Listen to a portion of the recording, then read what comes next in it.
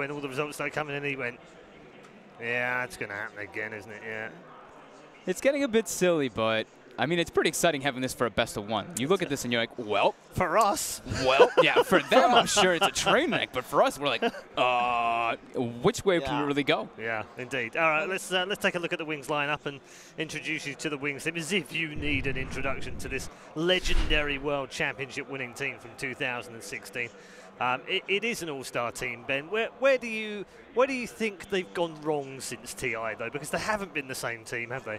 I was talking to Jack a bit, and he said that they've just been constantly doing stuff that's not playing Dota. They've been having interviews, having meetings, having speeches, just what normal celebrities do, I suppose, when they're not actually doing their craft. And unfortunately, they've just had to devote way too much of their time not playing Dota. And I would say the only one that's been equal or better than his TI form is Faith, and everyone else has gone a little bit down. I suppose we should be thankful, Shiva, they didn't disappear for 3 months playing RPGs after they won TI. That's true. Because that's happened before. Well, it's also partly because all the tournaments that they did play in, they were directly invited. So they just accepted the direct invites and, went with the calm pass, if you will. Just, playing those. And everything that they played in wasn't really that amazing. It was just, they played, didn't necessarily get last, but also never really made it very far. They did have some ingenuity, though. Like, when we went to Starlighter, we did see them at least, bring out that, Invoker Invoker Brewmaster, and everybody was like, oh, my God, Wings is back when they saw that game. And then the next game, it was like, well, they just had that one trick up their sleeves. Is that not the story, though, of their last few months? Even in the group stages, you look at they go to one series, and they look absolutely incredible in a series. They win 2-0. You think, okay, brilliant. They go into LFY's match, and they lose 2-0 really easily and really badly as well. They're just super inconsistent at the moment. I think that's a telltale what Ben was kind of getting at. When they were dominant last year, these guys were playing 12, 15 hours a day nonstop, just every single hero. That's why we saw such variety in their draft and everything. We still see the variety, but they're not fiending as much as they were. These guys are not playing at any level like that because of no time. Yeah, it's funny, isn't it? We often talk about the teams that start off as qualifying teams because they don't get an invite because they're not well known. They play an absolute ton of Dota 2. They play against everyone and anyone. They build up a massive knowledge of the patch or whatever it is that they're doing. And then they get to a point where they don't have to qualify anymore. And suddenly the practice goes down and the amount of qualifiers goes down. Secret, I think, is a very good example of it a year and a bit ago. Why do teams do that? Why don't they stick to the recipe for success, Ben? Just you don't have any need to play them. You're like, oh, okay, we're already invited to this tournament. We don't have to play as much, and maybe even just like NP, they don't have anything to really play for. They already qualify for DAC. They're kind of happy, and then they just maybe get complacent. Is that a thing? But maybe they're definitely complacent. At the same time, you don't really have an opportunity to play those qualifiers. So it's also scrims are not the same as actually playing for a result and getting there. I don't know. It's a it's a tough situation because I think that EG is also one of the teams. They're in the lower bracket as well. They haven't looked as good as people were expecting them to. Yeah, let's talk EG and we'll show you the lineups at the same time. Again, another legendary team. They got smoked in the 1v1s, though. They got smoked in the 1v1s. That's okay. They're allowed to. Isn't that for fun, Ben? Do you not know about this? What? These guys have egos to uphold. I want to say, though, Arteezy did not... he had a 20-minute match. He definitely won the early game. He lost, though.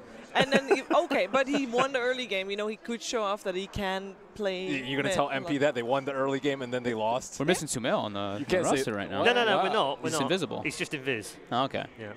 So he's TA. He's melted. Yeah. Yeah, it's all good. It's all good. But let's talk about Sumail as well, in particular, and this EG team, Shiva, because there have been moments where the flashes that we saw before at some of the big tournaments, particularly here 2 years ago, actually, at DAC, where he really started to shine, we've seen that kind of Sumail form come back again.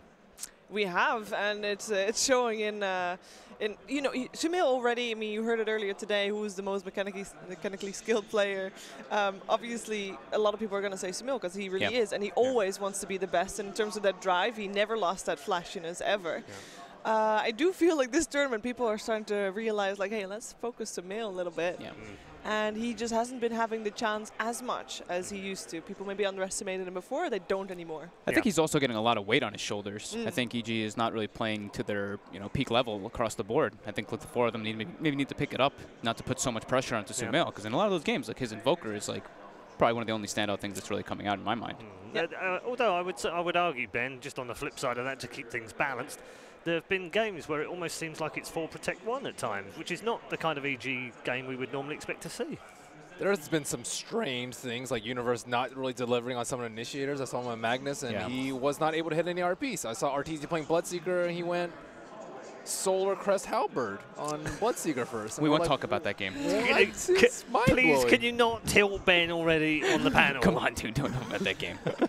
It was some games of Evil Geniuses were pretty painful to watch for EG fans, and then there was Sumail still carrying the it was a game where he was Alchemist. He gave everybody Ags and started giving people the stones and Moonshards. That one. Yeah. Hyperstones in a way, effectively. Totally where I was going with that. It was 8 Hyperstones on the courier at one point. Yeah, that's crazy. He tried. At the same time, I kind of feel like it starts for EG anyway, and with Wings as well, I guess, both ways with the draft. It's just not been the solid drafting that we are used to from EG. Yeah, we've seen some odd, I wouldn't say odd choices, but some slight changes to the way that players would play. For instance, Arteezy's had this Lifestealer, had it for a couple of games where they won both the games. He did not look comfortable though. It wasn't the kind of hero that really lends itself to his style of playing. He had to almost become this I soak up lots of damage and let Sumail take all the glory kind of play, and it didn't seem to suit him. But I mean, Peter said, well, if that's what he has to do, then winning cures everything, right? He'll just take it because they've won. So I guess there's that. But what do you think? What best of 1 now? That's the problem they've got, isn't it? I think that's the problem, but I think that they're probably going to just be like locked in their heads right now. Like EG, especially when at least when we were doing Boston, when we like watched those games and we saw them, they came back right into form right after they like had that big loss during the lower bracket, and it was like bam. And this EG came back, and it was against Wings as well. Yeah. So I think that they're going to have a lot more prepped and planned for this one. As hard as it is to prep and playing for Wings, I think they're just going to stick to their own game plan, just be in their own minds for that. Ben, if you discount first day, which EG had a poor first day in the group stage, for the rest of that group stage, they look pretty good. I mean, second day, they look very good. And then, obviously, third day could have finished in the top 2. Similar to MP, could have finished in the top 2 if they won the 2-0 at the end of the day. So they were close to being in the upper bracket. Do you feel like they have the advantage going into this particular matchup over Wings? Definitely. I think that our teamwork is just overall better than Wings. Their drafts, and yeah, they make mistakes here and there, but I think Wings made way too many mistakes. You remember Star Ladder where Juggernaut didn't ulti the Terrorblade at the Shrine? That exact thing happened in the group stage. I didn't get to see that. Wait, really? Yeah, and it was I don't know exactly the moment you're talking about. It was Blink on Juggernaut instead of Shadow. The one like the Rubik lifted and he had Centaur. He Centaur stuff, and the Jug just starts spinning instead of Omni Slash the Terrorblade. I remember exactly. They lost some momentum after that, and I was like, wow, how did that same thing happen right next to the Shrine again? It was unbelievable.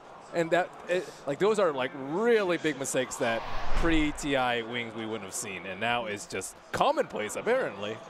Well, we did say the inconsistency. Yep, it's still there. So I guess that's still going to be there. It is still there. We are into the draft. Oh, baby. And we do have it up on the screen for you. So we've got a Monkey King Lina for EG. No massive surprises that we've seen that, I guess. They've probably been playing for the last 2 days as well. And an Invoker, but not for EG on the Wing side of things. I'm not too sad to see Blink Invoker. It's going to be interesting to see, though. I like the opening of EG. Do they want Brew? Do they first phase Brew? Maybe? I mean, they did it. They did it. They did before. They did people were banning it 3rd, 4th against them if they weren't grabbing it in the first 2. EG's opening, though, is, I mean, Invoker is not the strongest laner. He does take a little bit of time to get online. Lina, I mean, crushes Invoker already alone because you have that massive range advantage plus nuke to be able to push the wave in. And then Monkey King roaming in on you can be very obnoxious. So going for a Centaur second for Wing, so not going to go for the Brewmaster that we think just yet. Probably not I mean, the Brewmaster did get changed, right? Right after it got a nerf? Or did it not? Did it? I don't think so. No. I think he got buffed. I think some of his talents got changed a little bit and stuff, but I don't think he did. No, he still does the same damage. The pulverize and everything is still identical. My bad. No, it's cool. All right, so which opening do you like more? I like EG's. It's very in the meta right now, isn't it? Yep. Monkey King gives you a lot. A lot of team fight, a lot of roaming potential. Lina's a lane dominator, so right now they're already focused mostly on lanes, but then they have the potential for the team fights too with Monkey King if he has a good start. But that's the point, though. If he has a good start, I feel like Wings' draft is more solid. EG, they have to do things. I mean, I know it's only 2 heroes. I'm like, gee, whoa. They gotta get stuff done, though. I know, but it's still feels like they have, you know, the balls in their court. What about Is it too early to tell? what about bans? We didn't talk about the first phase bans. There's still Earth Spirit actually left in the pool. EG have been sagging up in the first phase a lot, but not this game, and usually Zai's the Monkey King player, so still a crit hero available for them, although I don't know if they want to double up on the roam, because then their lane is going to be terrible in the safe lane. Yeah, it feels a little bit too greedy. Are you surprised by the Wisp ban in the first phase? We've seen a few of them, haven't we? And most of them banned against EG. Yeah. It's just something that you don't want to play against. I have to say I did, you know, well, we've been at the LAN Center a couple of days, and we did actually see them playing some Wisp and stuff in pubs. Actually, I've been seeing like some Wisp, some Bloodseeker and everything being played by Crit, etc. So maybe Wings could be thinking that. Maybe Wings just doesn't want to play versus the hero. Maybe in scrims, you know, that's usually a bit hard to tell. Maybe they bumped into them on some of the pubs. Maybe. Definitely possible. Definitely possible. All right, what do we read into the Sand King ban? Do we read anything into it? Just lockdown. Lockdown inside of Monkey King ult is always good. Set up for the Lina. Big team fight. Naga banned out from EG. They haven't been playing that much Naga at all. I'm No. actually really surprised they banned out the Naga. Maybe you could say something about what EG is planning on doing. Maybe they just don't want to deal with some like super late gamey lineup with like Invoker Naga, right? That would be painful. That would be that would be brutal. Very painful. During the group stages, EG had a lot of issues with Alchemist. Are we expecting to see that come up here? I mean, with Lina already obviously picked usually up. Blink plays Yeah, it. usually Blink would be playing it, so. And they... So I guess with Sumail probably playing Lina and Blink playing Invoker, we're not going to see it? I don't think so. Silencer banned out. I mean, usually they're going to try and get out early supports, aren't they? That's what Crit likes to do. It's a very similar kind of drafting style to the way that PBD did it, where he tries to lead his carry and his mid until 4-5 picks. But obviously that's going to be changed here. Watching Crit's thinking face. Yeah. Thinking why they banned the Silencer, just like to be able to... What, here, Enigma maybe? I don't know. Right, I'm trying to think, because I know, it's incredibly obnoxious as an Invoker when you're playing versus Silencer, because you can stack up the Arcane Curse on yourself, and just Global always messes up your combos with Centaur. If they want to maybe build always like set up with the Centaur stun into like a Sunstrike, Global can kind of mess with your combinations. It could be also that EG probably wants to fight inside the Monkey King ult, so Centaur can't ult and he can't run away if Global Silence comes out. That's true. But it would also mean that the Silencer will be played as support, which is, I don't know, not that amazing. They don't even have any way to keep them inside the Monkey King ult, though.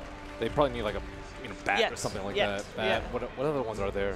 Starter Lifesteal is still available. They can vacuum back. No, Lifesteal's done, Lifesteal? yeah, they got rid of Lifesteal early. I'm trying to think any way for them to keep inside the Monkey King ult too. Or any good setup for Lina. That's why the Sanking ban was pretty good for them. So they're just going to do the CM, you know, the Monkey King CM pairing that we do see, because, I mean, Monkey King lacks a little bit of mana and setup in the early laning phase, so CM does help for that. Very magic-oriented already from EG, except for the Monkey King ult right now. And I think the Wings pick Rubik is just very solid. There's a lot of good stuff to steal already. There's, like, you can't really steal a bad spell from Lina. That already is good. Doesn't really give anything away about what they're planning on doing though. I think that's the big one, yeah. It doesn't give anything away, gives them a little bit more like the no field, helps them in team fight, which now they have, I mean, with the Centaur and Invoker, they're already pretty dominant in fights. Gives them more setup. Hey, Universe Puck comes Universe back. Puck. When he played it during the group stages, it was really good. It was very good, wasn't it?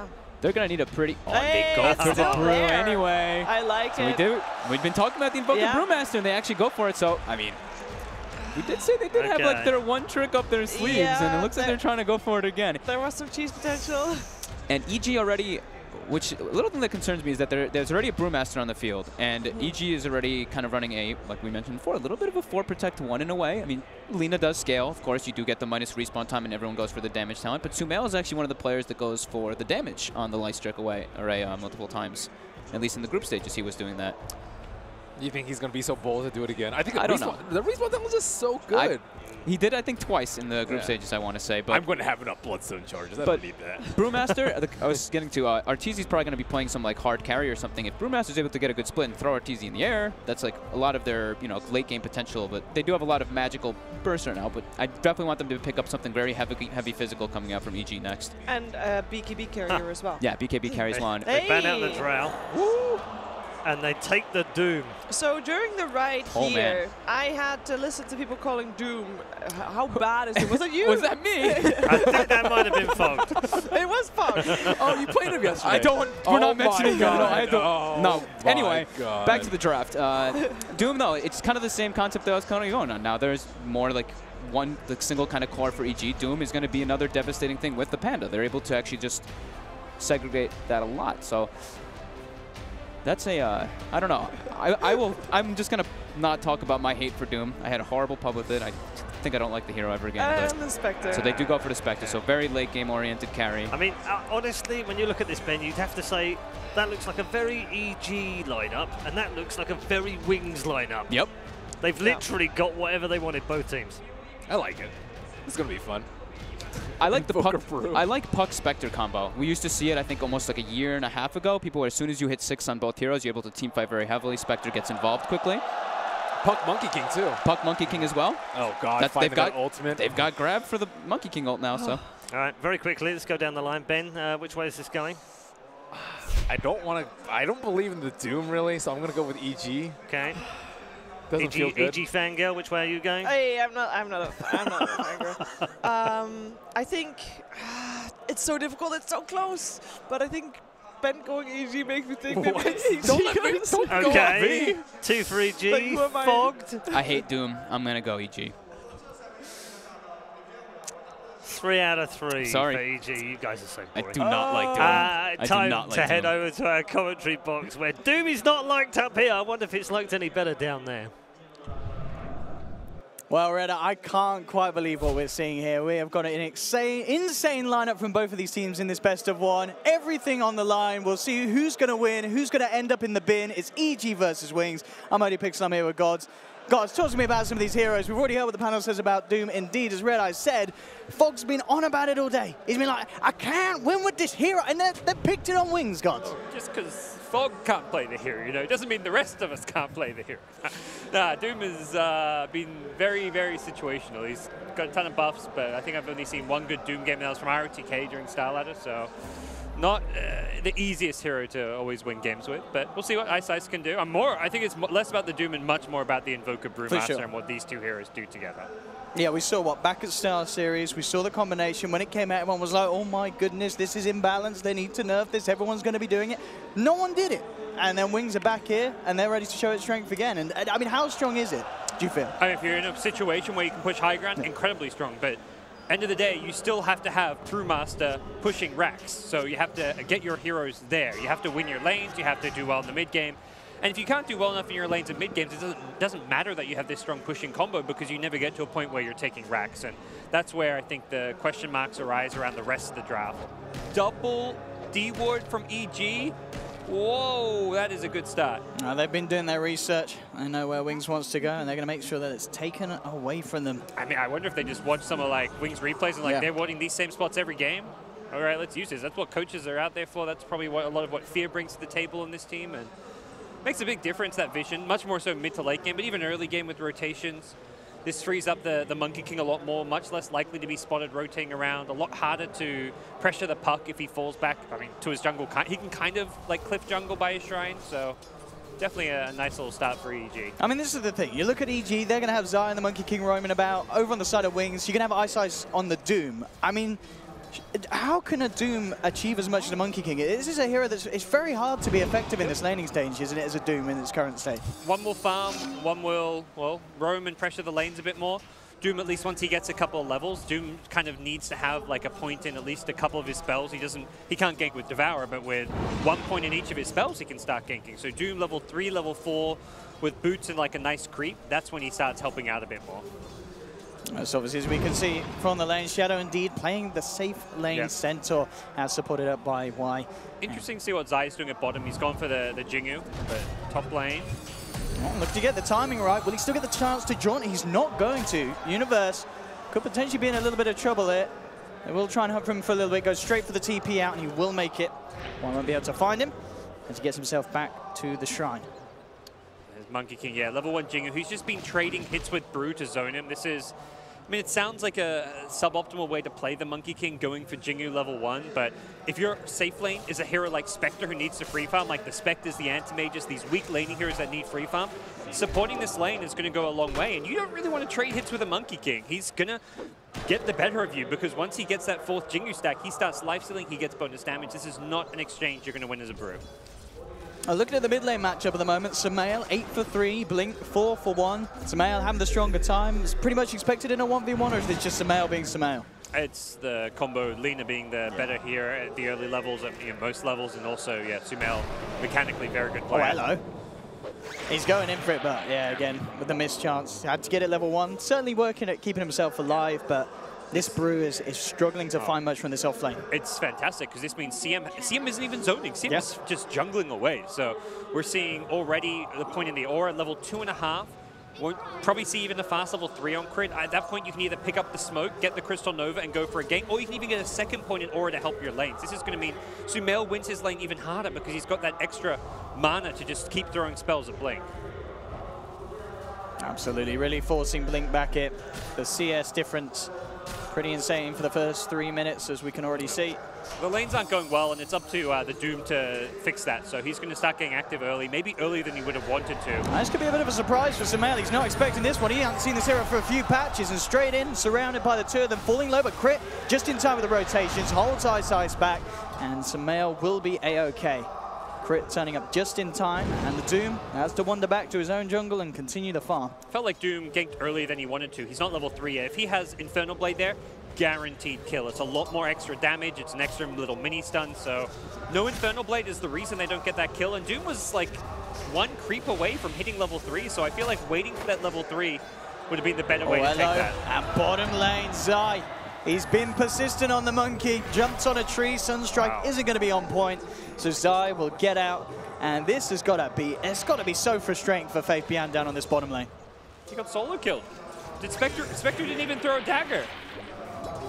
Has full mana. It looks like she hasn't even thrown a dagger, at least not for that kill then. No, for sure not, yeah. Well, Faith really good. Still sitting at level 1, really struggling to find the experience from that bottom lane.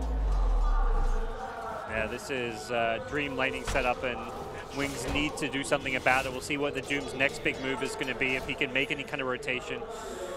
Has hit level 3, so has the Infernal Blade point, but this move is walking past 2 Observer Wards. There's zero chance and they're ready for it. They want to turn it around. Zai and Crit coming up under the cover of smoke, prepared to protect that mid lane, but Ice is going to decide against it.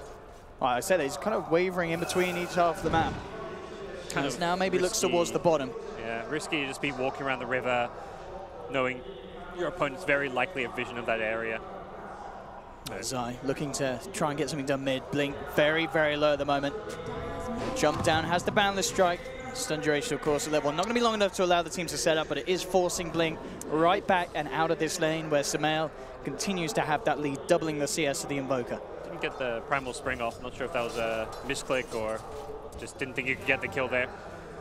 But he's going to swoop on in, make sure that there's no one jungling around looking for that Doom or someone. But Doom has managed to make his way down bottom undetected. Could possibly cause some problems here.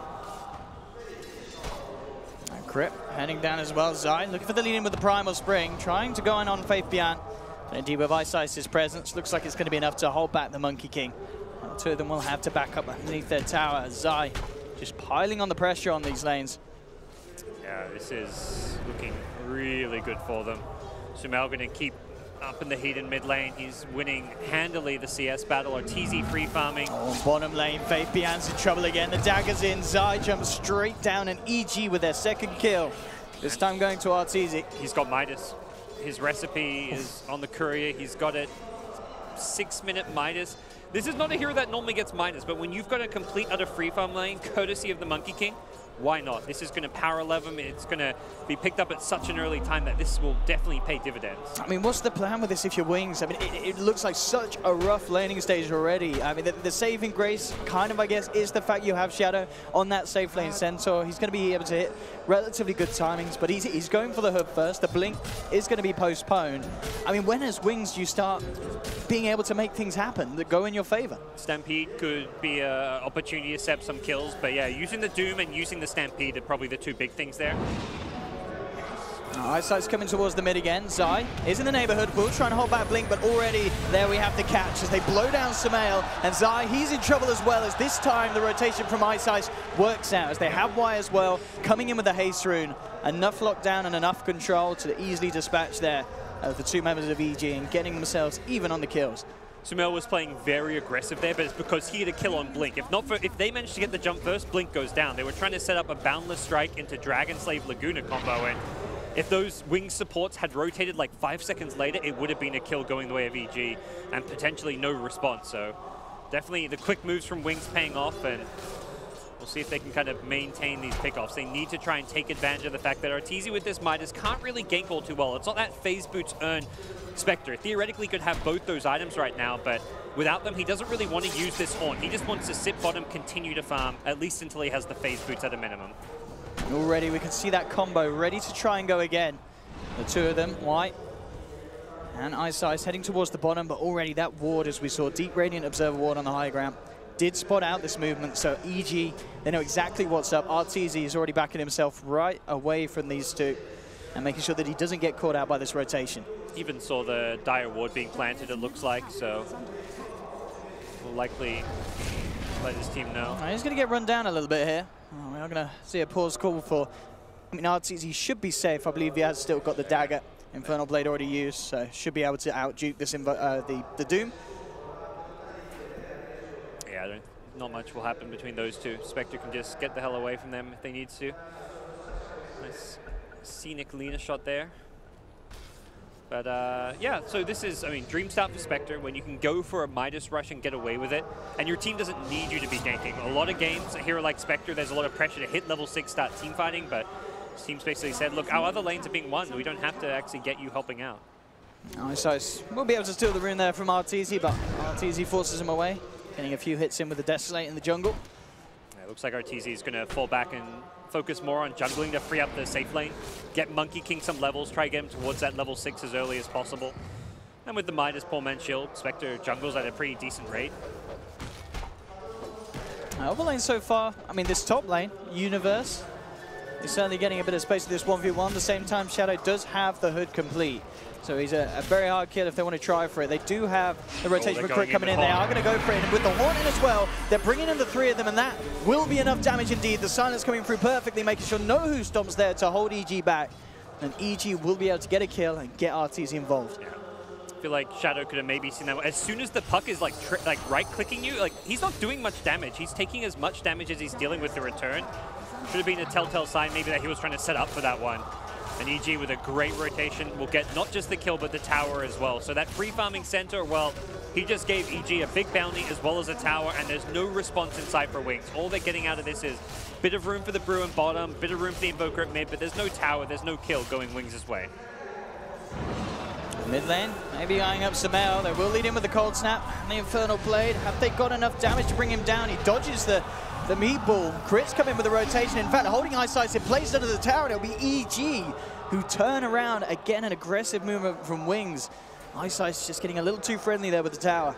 I like the build from Sumail, going for the phase boots. That saves his life there. If he's gone for like the arcane boots or just casual brown boots without that movement speed burst, it's very unlikely to be able to survive that. And a nice move as he was able to get the nice bit of extra bonus movement speed, get away to dodge that meteor, and things go from bad to worse for Wings, who have found very little success outside that one rotation mid where they got the 2 kills. 3-4 rotations have just completely and utterly failed or even backfired in that case. Looking at the goal progress, Fabian, 1500 towards his Blink. We saw Blink himself, the Invoker in the mid lane, about 600 away from the Midas, I believe. So still looking to close that gap. I wonder if they're discussing whether to get like a Midas on Brew even. True. Could go for like a greedy option, but it sounds Sounds like, as I said, too greedy maybe with Invoker also going for the Midas, but potentially Centaur will get the blink and they'll just be happy with the one blink initiator and Brew can go a bit greedier. Well, time for the side of Wings to try and make a bit of a play as they come towards the mid lane. They have that split. They want to try and get Sumail. That's the big one. There we go with the lead in. The Stampede trying to close the gap. Sumail tries to get away with the phase boost, but he's not quite quick enough. Gets around it, does get the Laguna off, and takes the Rubik down on the way out. Still making them really work for it there as they hold them back with a boundless strike, but they do get Sumail. So Wings with the successful rotation.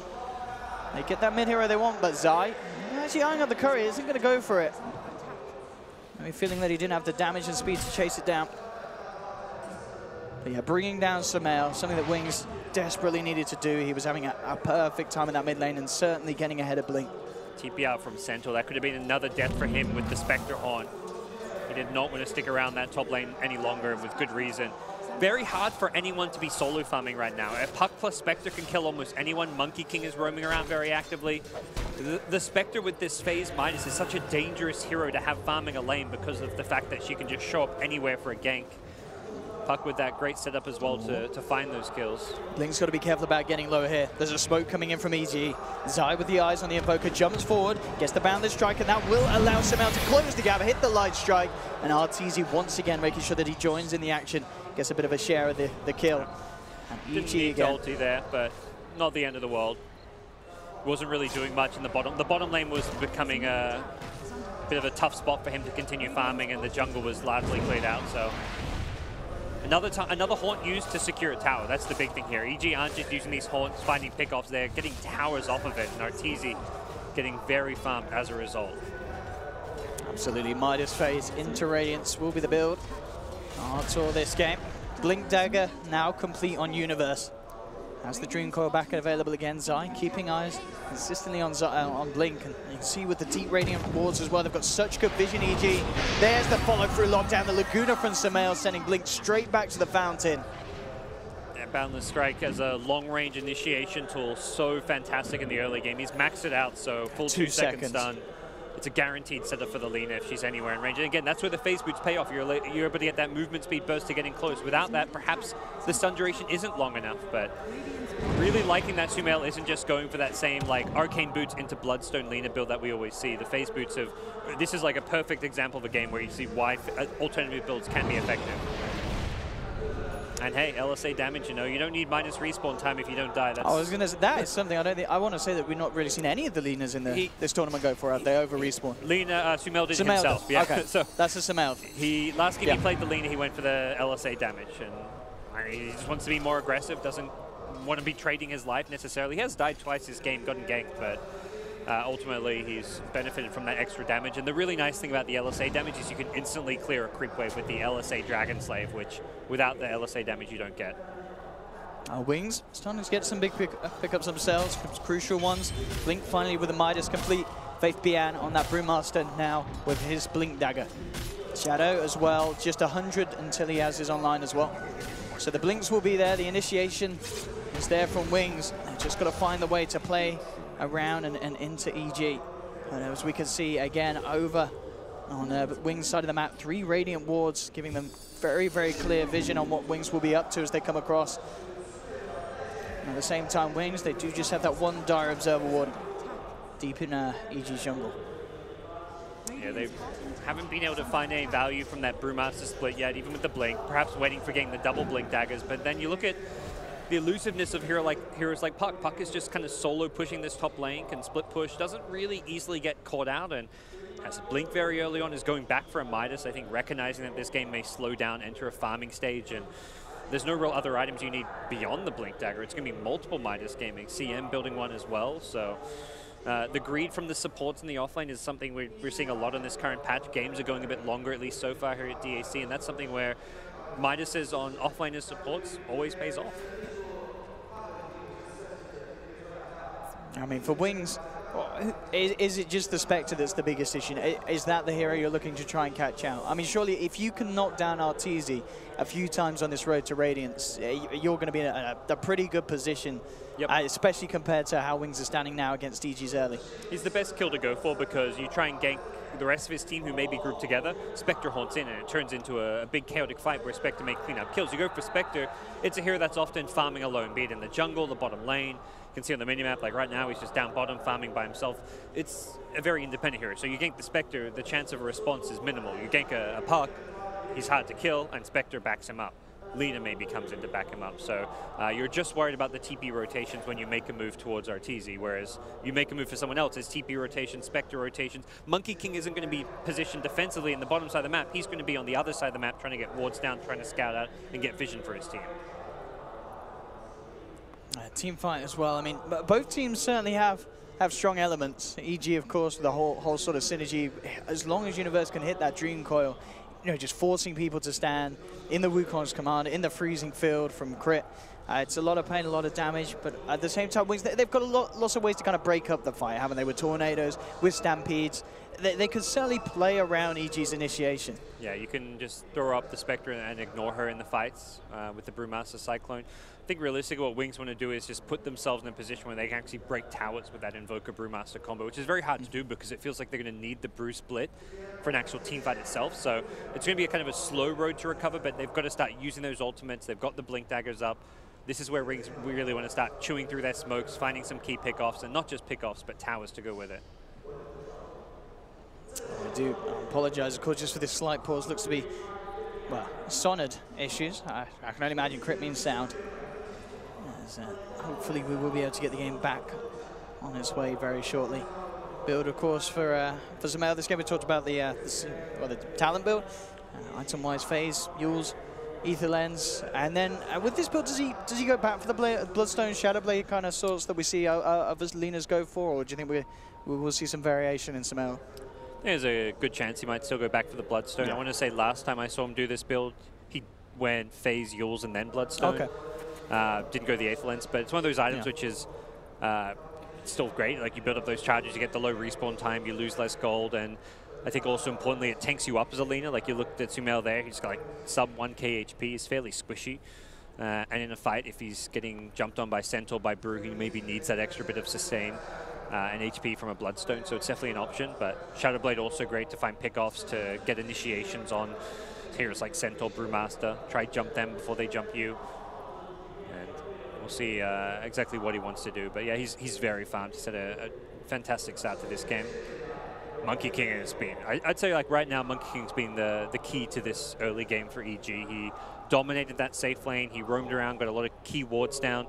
The vision game scouted Doom. Every time Doom tried to, well not every time, but the majority of the times he tried to rotate down bottom towards mid lane. Anytime he was going through that Radiant jungle, he was being spotted, so Zai on that has been absolutely instrumental to EG's success. And it really felt like Faith Beyond just wasn't, you know, it kind of underestimated Monkey King in a sense, similar to the way that we saw people do when he first came out. I mean, dying solo to the Monkey King effectively, you know, with Zai zoning him out, building up the Jingu Mastery. It's a little bit surprising. And of course, going down the subsequent time with the help of Arteezy. It looks like we are ready to get ourselves back into the cast. As EG, of course, at the moment, 7 for 3, leading as well in terms of the farm, from about 5k lead at the moment early on. It's a pretty big lead to have for 14 minutes in. You're not getting a large amount of kills. You're getting a few towers here, but yeah, the key thing is when they've gotten kills, they've gotten towers, and they're also just farming better. They're doing this with a minus on Arteezy, and they're going back for a minus on Puck, so. And there you go. You can see Arteezy seems wary that his jungle is completely unprotected. Anyone can be in there. He does not want to get caught while the rest of his team are on the north side of the map. Absolutely. Yeah, with the vision that EG have over Wings jungle as well, not seeing any kind of Doom or anyone walk around the camps. They seem to know he's there. I think he popped out to use his Midas. And as a result, they may realize that he's in the area, but they also probably at this point like, well, if he's tucked away, it means he's wary of what's going on. They've got it confirmed now. Yeah. They started to back away, but now moving straight back down around Ice. But yeah, Arteezy, as soon as the Doom's in, he's out. Gets himself away to the shrine. He could stick around if his team was willing to bait him, but at that point it looked like the rest of the team were like, nah, we don't really want to go into an area where there's no vision. I think the key thing in the mid game is always fight around where your wards are. And if your opponents have wards in an area and you're taking a fight there, it's bad news. We have it, and they found Zai instantly in, and the Monkey King out. I think that ward spots him jumping there. They just on the edge. Yeah, he's just on the edge of the ward vision, and I think Zai maybe likely realizes, like, okay, that was a ward there. That's why he gets caught. That's like a very forgivable death, and nothing really misplayed there. He gets the scouting info for his team. He gets the knowledge. Now, all right, confirms that they are, in fact, at bottom lane. He tries to achieve without dying, of course, but sometimes you get caught. And this is resulting in a great bit of action for Wings as they look to take a tier 2 down bottom. Yep. Also kind of nice. Y managed to grab his, get his hands on the tree dance. So now they've got that vision to play with Wings. They can utilize this and try and get the one-up on EG, as EG have pretty much had over them in these early game movements. It's nice for them to focus their pushes in one lane too. Like, they could go for all the tier 1s, but going for a tier 2 instead means if they get to a position where they can go high ground with that brew split alacrity, they'll actually be able to take tier 3s and racks very early on. So rather than trying to split their focus around 3 lanes, they do seem to be prioritizing the bottom lane and also just this bottom jungle, take away some of Spectre's farm. Blink, of course, continues to just focus on his farm, try and get that Axe in his best timing as he can. Midas now done for Universe as well as that Blink Dagger. So has his crucial items to keep the momentum going for himself, keep on pace with everyone, and as we can see, top 3 net worth all over the side of EG. Yeah, Wings have a lot of work to do. These smoke moves need to connect. Investing time in this, and Rubik with a stolen tree dance. Looking to set up onto Universe, but Universe He's seen Rubik there. Definitely acted like he had. Maybe caught wind of the golems moving. Oh, Spectre's up pretty deep here. And they did see him hide in that spot. Oh no, sorry, that's EG's ward, yeah. Ward. So RTZ should be safe. He'll just reveal himself, go for the TBS. Shadow does have a blink. He doesn't go for it blindly. Doesn't know quite where RTZ is there. He could like throw the dagger and then back up. You'd be blind. I mean, you may as well maybe try it, but he also doesn't know what we know, which is that RTZ was like half HP.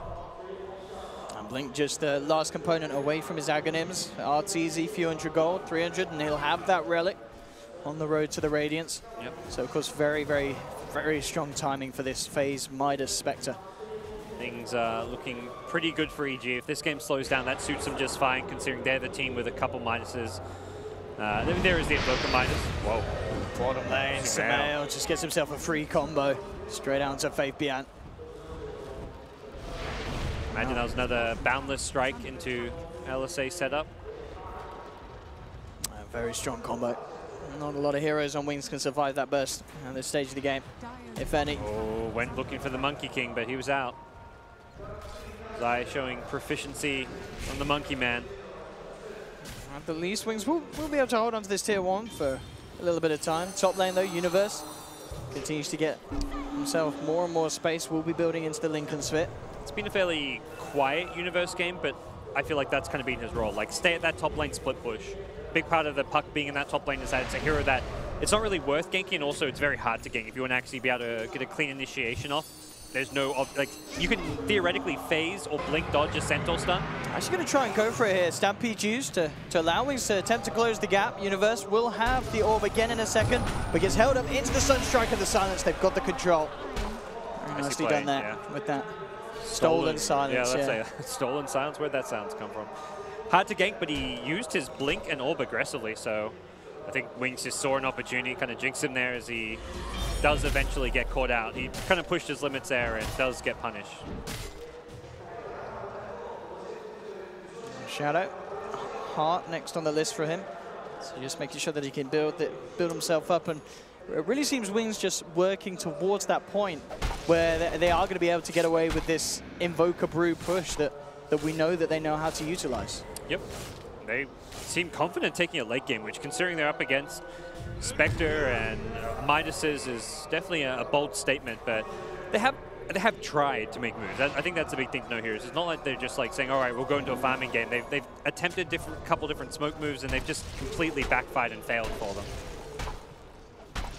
Spectre's Radiance up. This could be go time. Yeah, start making some puck ganks. Maybe group up the puck, Lena, have Spectre farming, and then look to haunt in.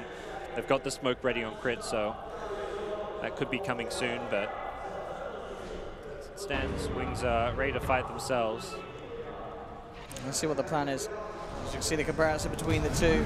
Arteezy in the lead with the net worth, and will go with the horn as there's been a jump already onto Crit. Crit falling low, keeps himself alive with the stick charges, but they'll continue to chase down with the Bruiling. Samael, Lagoon as the Doom straight out the fight. They will lose Crit.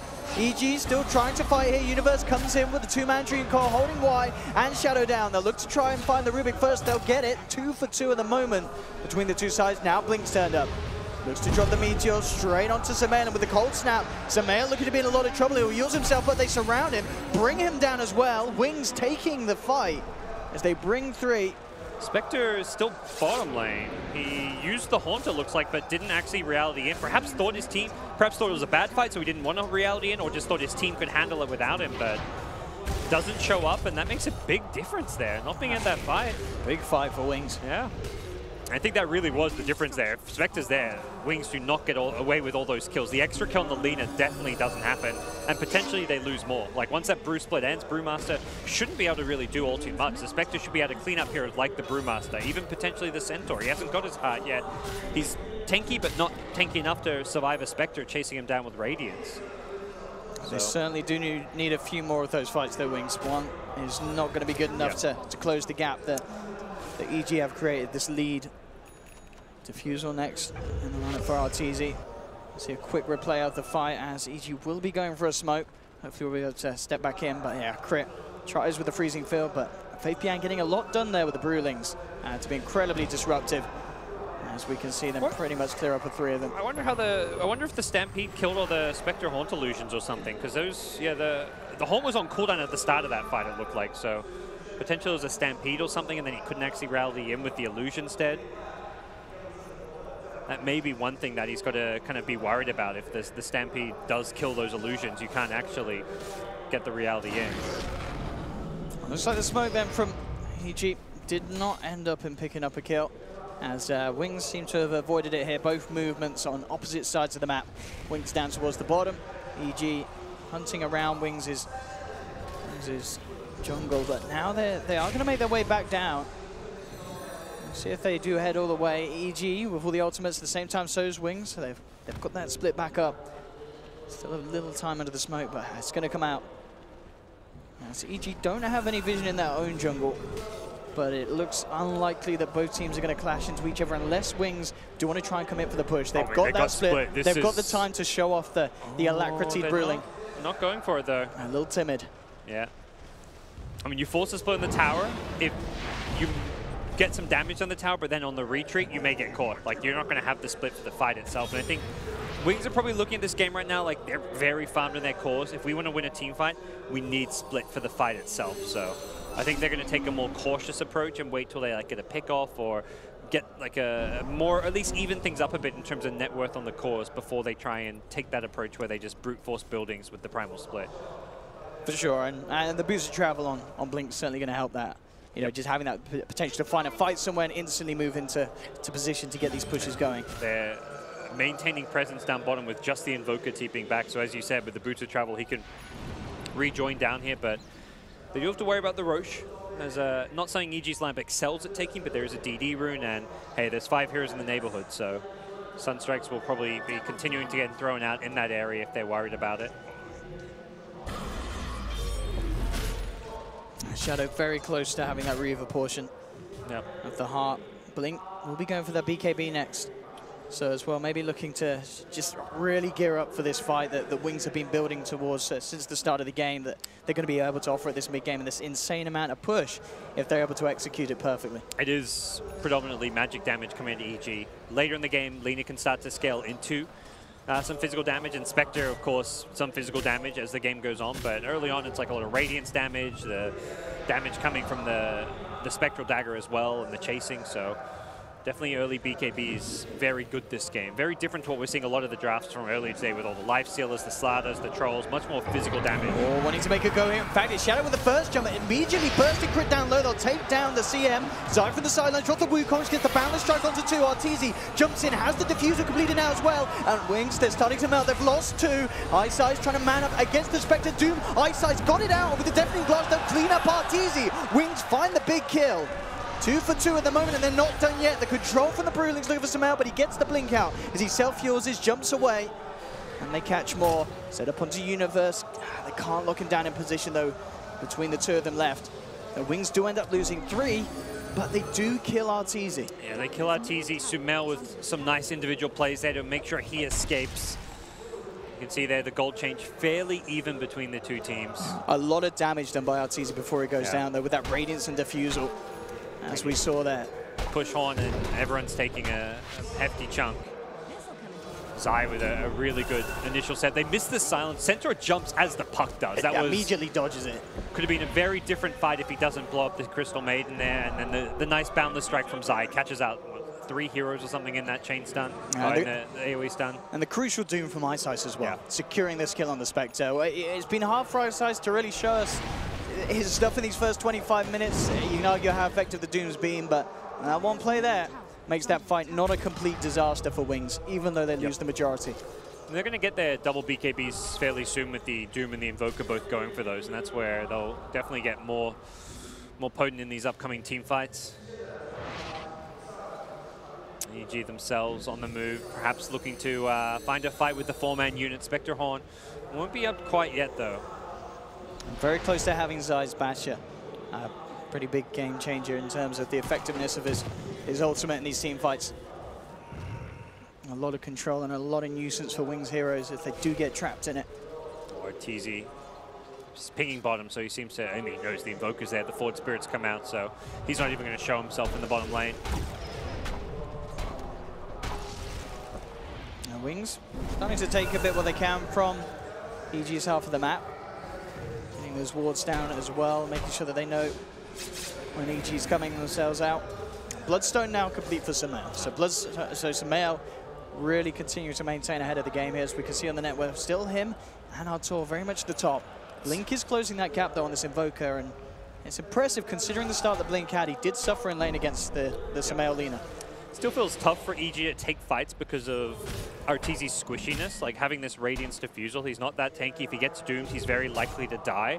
So they're very much trying to have a fight where Arteezy comes in the very end, where big spells are being thrown elsewhere, a Doom onto whoever else, like a Monkey King, or even the Lina is still better than Arteezy getting Doom. If Arteezy can enter a fight, not get Doom, not get Cyclone, he's going to clean up. But that's also something that Wings likely recognize. Like, okay, this Spectre, if completely ignored, is going to destroy us. So that's why last fight he was #1 Doom target. Any upcoming fights, Arteezy needs to try and enter and as late as possible. Enter and be very disruptive when spells have been already thrown out. Heart we have now on Shadow. And we'll be queuing up for the Ags. We sometimes see Centaurs now with a lot of the Ags nerfs looking to go for something like the AC and such, but with a fight like this where EG, a game like this where EG has so many good tools around this element of a team fight, Ags, it's still going to be effective here, Gods. Oh, crit. Yeah. He's out and down. Just doing support things, try and split push a wave and get away with it, but not the end of the world. And yeah, there's a very obvious time to use the Stampede too. Yeah. Horn is used, you use Axe, because that's when they're, one, doing a lot of damage with the Haunt illusions, Radiance, Diffusal, those Haunt illusions hurt, and two, it's when they're engaging. Like, they're going to use Haunt around a Dream Coil or a Monkey King, Boundless Strike. That's when those spells are being used, so it's very easy to get value out of this Aghanim Scepter this game. Into the pit Wings go. Universe will scout it out. Can EG do anything about this though? They're killing it fast. Can they go for any sort of suicidal play? They are going to throw in the Wukong's command. They're looking for the steal, jumping in immediately with the Horn and the Dream Coil. Can they get the steal? No. Roshan down to the Dire. Blink will pick it up. Wings now trying to get themselves out on the retreat. They'll lose Ice. They've lost Faith Pian as well. Three of them surviving. Arteezy looking to chase down with the Diffusal Blade charge onto Innocence. He's almost certainly going to be going down. The Shrine Heal will not save him as the second charge is dropped.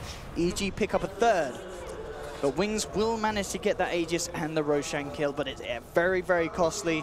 EG with the big team fight win and now ready with the pressure to push down the mid lane. Yeah, they just killed it a little bit too slow at the end. So even though Invoker gets away with an Aegis, having an Aegis, not necessarily the biggest deal right now with 3 teammates dead. It's up to Blink to try and delay this one out. We'll take all the mana out from Artur. It looks like, with the short respawn timings as well at this sort of stage of the game, Wings being back up will be enough to force EG to back away from this push for now. So they at least get away with Aegis still in hand, but EG themselves, nice little fight for them. Perhaps Wings will try and play fast here. They know that that Haunt's going to be on cooldown for another minute, so this is a small little window where they can try and force a push down the lane or even try and take some objectives. Bottom lane, unfortunately for them, is already on their side of the map, so if they wanted to go for a high ground play, it's not really an option for them.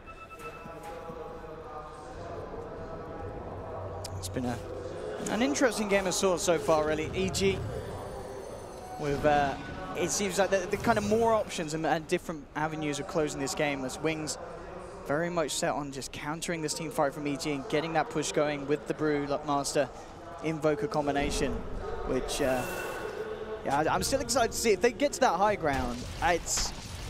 I mean, you absolutely chunk down those structures, don't you? With the alacrity on the Broodling. Yep, absolutely.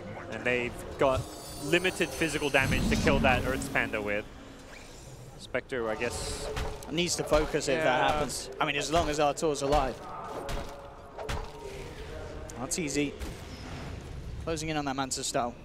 Few hundred for that ultimate orb. And eyes on Ice Ice. They will be bringing him back up. Universe ready to lead the way as he heads into the trees. The dagger indeed will be there, so they should have the blink coil indeed to cancel the TP. As EG will take down Ice Ice. Use that cast range with Sumail. Having the Aether Lens is pretty ridiculous. Didn't even get the cast range talent, just the Aether Lens and the plus 50 damage. I think recognizing that he can scale pretty nicely this game. Same time though, whilst this is going on up top, Wings are down on the bottom lane. Oh, this is they have the combo. Are they going for it? They're going in for it straight away with the ultimate onto the towers. The fortification will come out. They do have all their big ults as well on EG. As we can see though, the Broodling with the alacrity, look at it, just melt the tier 3, turn towards the racks. And in fact, look at these racks go down. They need to kill this Broodling. It's brought it down to half health, but they are losing heroes. Jumping in on the back line, Bazai's been the one to be caught out. He falls, it's a double kill for Blink. Wings, they're getting away with this sort of a play. Taking 2 kills. The racks taking a fair bit of damage. I mean, as we're seeing, you've got to be so careful if you're EG.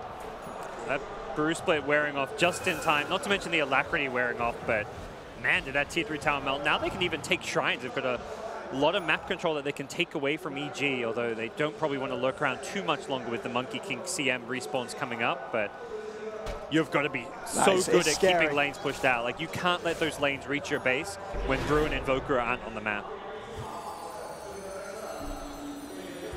You've really got to, and you know, RTZ, of course, with the Manta and that Radiance can certainly offer a lot in pushing these lanes back out.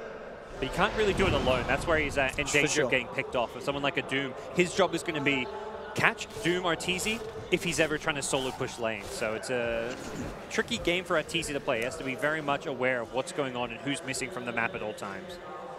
Sumail has a lot of catch on him for kill potential with that Blink Yules combination. Blink running in the tree line. May himself trying to look for some sort of a setup, and indeed there's a attempt for it. Sumail already out there with the Blink Dagger. And Wings, they're coming again. They're ready for round 2. Yep. Here's the combo again. This may just be Rax. There's no glyph. I mean, do they get away? I mean, they can just go straight. You're right, Gods. You need to engage no in the wall for 20 seconds. I guess that's going to come back just after the primal split. How fast can they silence him? How fast do they can just they throw their bodies in? I think that's the plan. If you can take Rax at this stage, you are keeping the momentum pretty well controlled. You've got to keep an eye on the silences and the stuns on the Faith Beyond. If he gets the ulti off, Rax goes down. If he gets stunned first, or if he gets silenced, perhaps not. He's going to do it from safety. They've got backdoor protection, though. The creep wave is just about to come in, and there we have it, the timing. How do you stop this? Look at this go! The Rax are falling! You do nothing, Owen. Oh, my goodness! You're helpless. Is this... Oh, and the team's out. Can they get the Panda out? I don't think they even care. They got the racks. As long as they can keep everyone else alive, I think Wings are totally A-OK with this. And with the Stampede and the Blink out, Wings take a set of racks, and EG must feel absolutely helpless. Sneaky, sneaky. Now he's got BKB too, so he can... The really smart thing he does there is he just ultis from Fog. He does the ulti outside the base. He doesn't get greedy. He doesn't try blink to the high ground to get in melee range to ulti. No, he's like, I'm smoked up. I'm on the low ground. I'm going to pop my ulti and run in just to make sure I don't get stunned or silenced. The only way that push doesn't work is if he doesn't get ulti off. They've got good tools to stop him with the Puck Silence, with the Boundless Strike from the Monkey King, good long-range stun, as well as a long-range initiation from Silence, but... Once his ulti's off, you're in trouble. Their smokes up, they're ready to go, but they have been scanned. Yep. Wings know that EG, they know that this strat, it does annoy people. It gets them angered, and they're ready for that anger, Wings. They love it. Yeah, this is not the end of the world for EG losing one lane of Rax. Their lamp scales very well, can also push out lanes pretty decently, but Invoker is just such a good stalling hero. So hard to push into him. He's just going to constantly throw tornadoes, EMPs. And Centaur is so incredibly tanky, can just blink in and fight whatever he wants. There's the lead. Nice size, looking for the lockdown, gets the Doom onto Sumail. Stampede as well as they look to close in. Zai tries to hold the back with the Wukong Samar, but Sumail falls. They've lost the Lina. Telekinesis here onto Zai as they hold him in position with the cold snap. Zai falling low. Iceland jumps across. Crit trying his best here with the freezing field. He's doing a lot. They've got no way to cancel. Still Shadow. The silence wears out. Has the Hoostomp. Definitely Blast as well. Wings pick up a third. They're holding EG back. Oh, they and caught they've him. even caught Uni. They don't have the follow-up. Okay. But they are sending EG packing back to their half of the map. Yeah, they've got Brew ulti, Owen. They're ready to go again.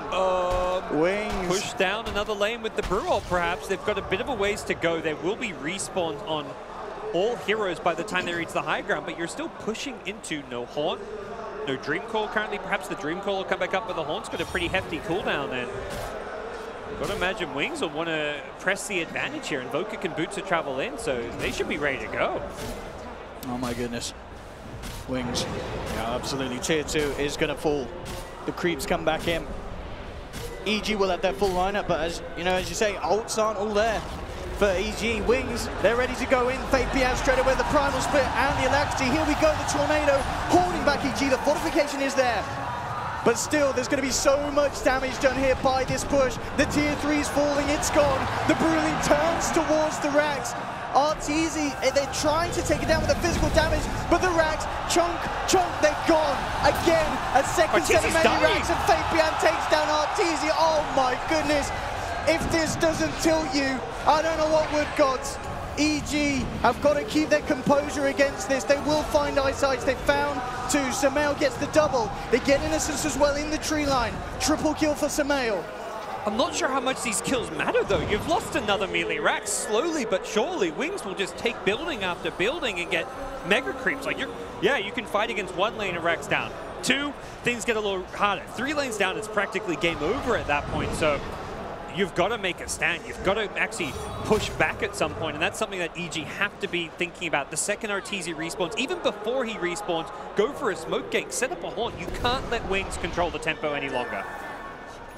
You've got to do something big. So big. They've got the Aghanims on Universe. They'll be nice against the BKBs, but not sure it's a end-all solution for this game. I mean, this must be a test for EG. I mean, the atmosphere for the team, losing 2 sets of Rax to this, it's got to be infuriating. And they had such a good early game. Everything was going right. They got the Midas. Spectre was free farming. And then they're probably just like, man, we're being cheesed right now. They've like, got to kill this Brew. But Fabian just straight with the BKB. Crit, we'll see if he goes for the cutoff. Fabian has got a blink. We'll see if he's greedy and sticks around, allowing himself to get hurt. Indeed, he does it with a freeze field. They'll blow him up. They'll kill him. Fabian's out. It's just down for 40. Does have buyback. EG will move on for more, though. Looking towards eyesight on the Doom. Got the BKB at time. Turns around with the Doom onto Spectre. They try and get in with a Blink Hoostop. It's not going to connect onto Arteezy. They're desperately trying to get Spectre out of there safely, EG. Zai with the Wukong's command. The Boundless strike onto 3. Innocence is out. Light strike to follow onto Shadow with the Laguna. Have they got the damage to bring down this Brew? The Jingu Mastery. Is it strong enough? It is. With Sumail's right clicks flying through. They take down a third. They'll turn towards the Bruling. They're bringing them down. But the big bad one prevails. The Earth Bruling, can they kill it? They can. They've dealt with it. He's out for 50. Shadow's down for 70. Huge death on Wings. How much can EG do with this? That's what EG needed. They needed to take a fight, go in the aggressive. That Sunstrike. Ooh. Went for the pick, couldn't find it. Look at the gold. That was exactly what EG needed in a game like this. Not going to get Rax, but taking an Aegis, denying an Aegis as well from Wings. Could be big here, although not the easiest Roche of their lives. Need to make sure they don't get down to Sunstrike HP. Arteezy. We got Sunstrike. It's back there. Hope that he doesn't hit you with it, I guess. Group up together. Is he going to throw one in? Is Roche going to clap again? If it looks like it's not. Okay, we're good. That clap. Oh, no Sunstrike. It's so low. They have no vision outside of this pit at the moment for Wings, so EG should be safe. Well, EG, hold on. That was the incredible team fight they've needed for some time, and we'll keep them alive. They don't get a lane of Rax. At this point, they just need to be thinking, how do we take fights as far away from our base as possible? They don't want to give Wings a chance to enter their half of the map. They need to be the ones going outside, meeting Wings on the battlefield. taking them on before that Brewmaster split could just hit buildings. They've stopped using the Brewmaster split for team fights. Other than that one there, that was like a desperation. Like I say desperation. I think Wings felt like they had an opportunity. They doomed up Arteezy. If they killed him, it would have been a one fight. And Arteezy, I believe, still didn't have buyback from the previous fight, so would have been a big kill at that. But he managed to get away thanks to the help from his team. The glimmers, the force, all these small little support items adding up. This is great time for EG to fight though. They have the Aegis, they've got Horn, as well as this Arcane Rune. Would be lovely to use it whilst you can get that reduced cooldown out. And there's 2 buybacks on cooldown for Wings. Yeah, you want to meet them outside, but you also don't, like, as much as EG don't want to let Wings pushing it to the high ground, they also don't really want to push high ground. Spectre is very bad at hitting buildings, and Invoker very good at defending high ground. So it's this situation where Wings can force a stalemate. They can just hug their high ground. They know EG don't want to try and force a high ground push. Similarly, EG don't want to let Wings get to their base. So if Wings want, they can just wait 5 minutes, wait for that Aegis to expire, and pick a fight that's going to suit them better right now. And EG, indeed, just backing up, making as much as they can happen from the map. As they know that Wings will be waiting on that high ground. Not wanting to take any risks. Wings know exactly what they have to do to win this game. Level 25 Spectre gets his minus 10-second Spectral Dagger cooldown. Not the biggest deal in the world. Definitely nice, but you'll quickly run out of mana if you're spamming that every, like, what, 6 seconds is it? So it's very nice against these heroes with the blink daggers, just being able to keep marks on where they are. Yeah, even if you're not actively cancelling it, but it tracks their vision, and you can, it's 7-second duration, 6-second cooldown, so it's constant spam, but Lina getting more damage output, going for the Fiery Souls. No surprise there. It seems to be what even support Linas get when you're transitioning into that core Lina. So see what Sumail can do as far as damage output goes. He's getting a secondary Lincoln, so prioritizing his own survivability against the Doom as the big thing here. Something like blocking a Doom could be what decides an upcoming fight. They're ready to lead in. They have the vision, jumping in onto Crit with the Glimmer Cape. Have they got the detection? They do. They picked up the gem, looking for Crit, walks into the Sunstrike. That's the CM out and down. Wings looking for more. They turn towards Arteezy, who haunted into the middle of this fight, getting stunned up. Universe trying to come in with the save. Drops the Dream Coil down onto 2, but Arteezy's out. Has the Aegis ready for round 2. High size falling low on the Doom, but it has the Shrine. Still, they've got Blink ready with a lot of spells. Ready to throw him from the sidelines. Artor looking towards Innocence. There we have the hold back with the Meteor. Pots the BKB, tries to TP out, but the bash is there from Zai. Fabian in trouble, he's going to go down, and also most certainly buyback is still not there. Still on cooldown, so he's out for 45 seconds. EG do take the fight here with the use of this Aegis. Still so tough to go high ground. Yeah, they'll get the tier 2, but no Aegis. They can't really easily force high ground against Invoker. They may try to, just because they feel like they're still under pressure to get something done. And there's no Doom. Doom ran straight at the Lina, just tried to take her out of the fight. And Arteezy getting jumped on and comboed immediately, bringing himself down to half health. The Tornado from Blink into the EMP. Artor in a whole lot of trouble. Then the Stampede closing in. Sumail looking towards Ice Ice, won't be able to kill him. Ice Ice survives, and they've lost Arteezy. Wings hold the defense. Sumail looking to get up with the TP, but Shadow with the foresight to jump into the sidelines has it bang on point. Wings are holding, and EG again, their attempts have been stunted. They're not just holding, they're getting the big kills at that. They're finding both cores and Lina and Spectre at such a key time of the game. They're going to immediately look to push out their lanes, probably set things up so that they can try and take some more of these outer objectives. At least either force a Spectre buyback or take the tier 2 tower, threaten the tier 3. EG don't want to let that happen. They're already pressing forward. Ice Ice is very low here. See what they can get. They're looking towards Blink, set up with the silence, but BKB immediately.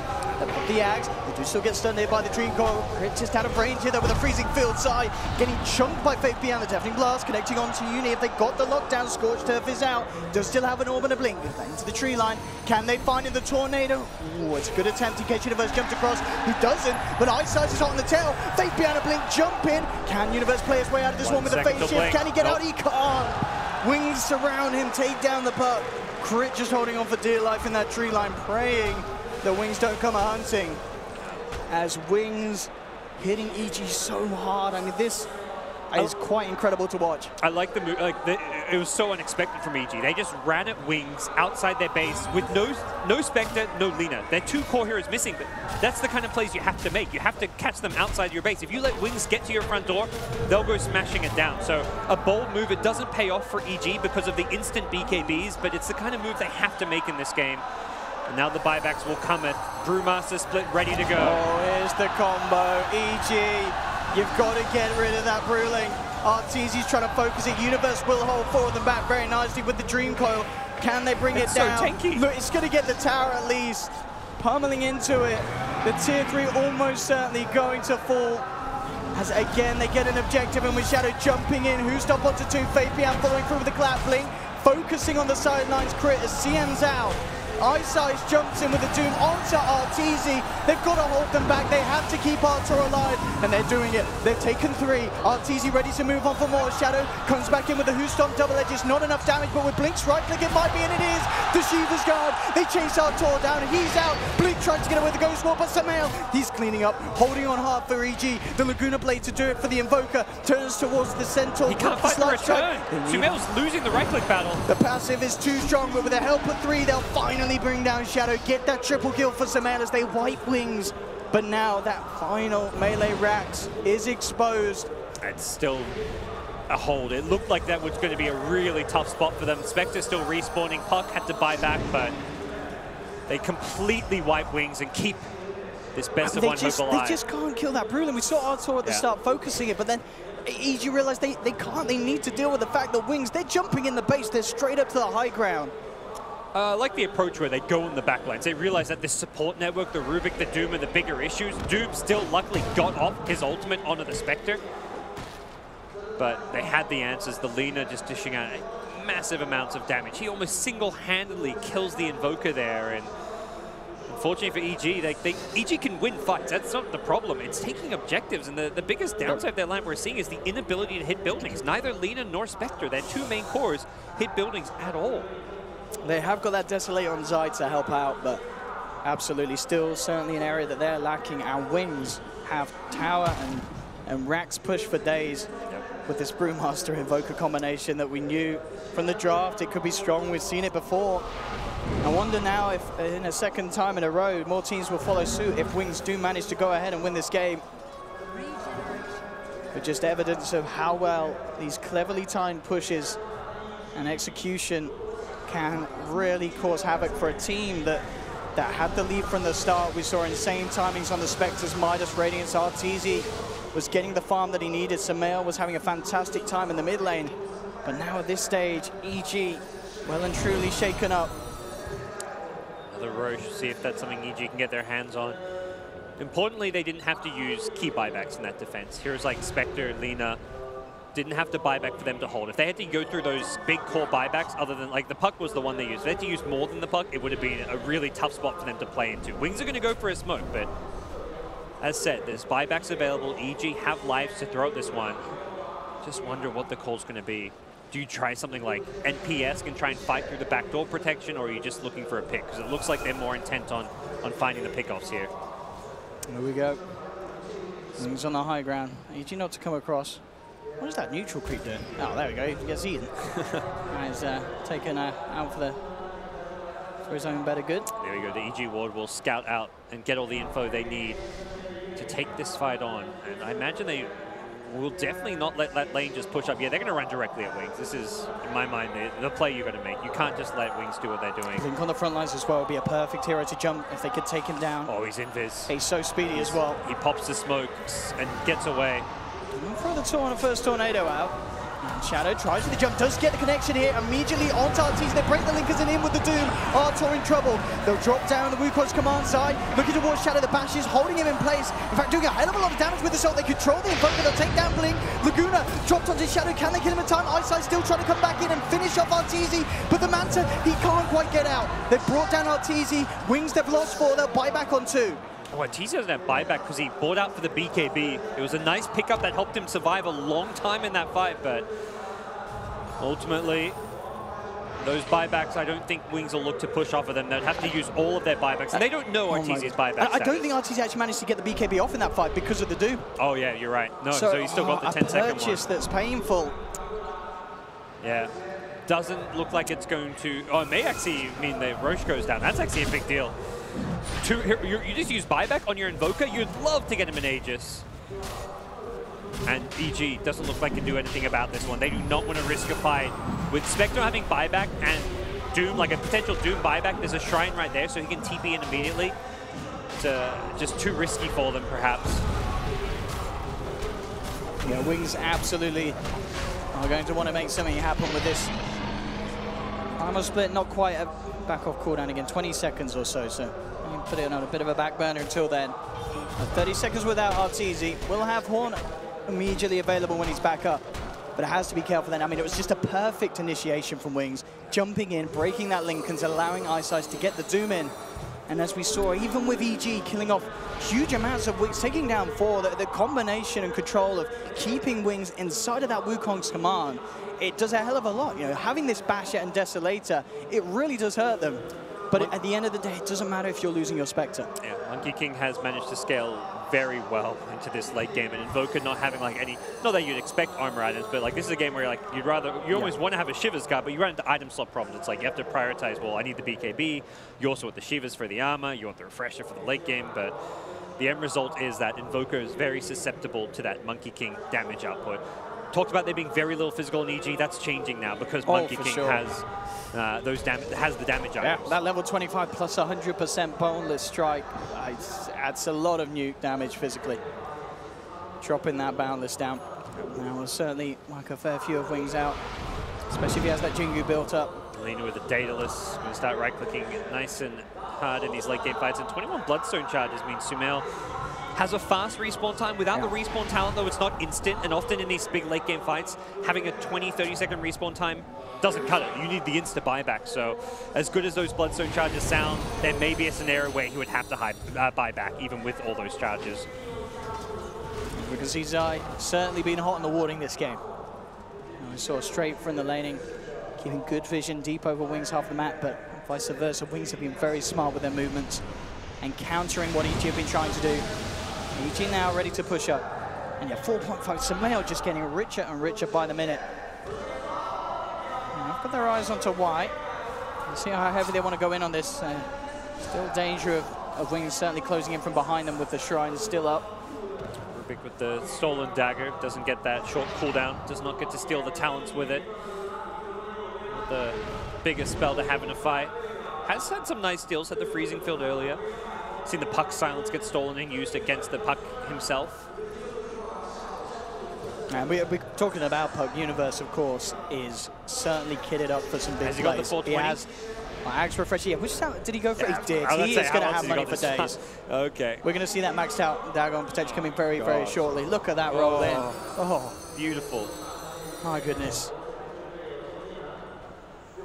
It's a lot of money. Actually switching up, so queuing up the Mjolnir. Wants to be able to push lanes better, I guess get a shield on Arteezy at the front lines or something. Shield Arteezy, and then also when you're, like, he's one of the main heroes that needs to push out lanes right now, it seems, so that will help clear waves since the bottom lanes have been mega creeped. I mean, look at all the level 25s we're getting as well this game. Stuff. Everyone is starting to max out. We've got that return or on Shadow.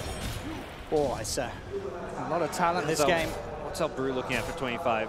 Oh, the extra armor. Oh, that is imbalance. 20 plus armor on this already unkillable little green bugger.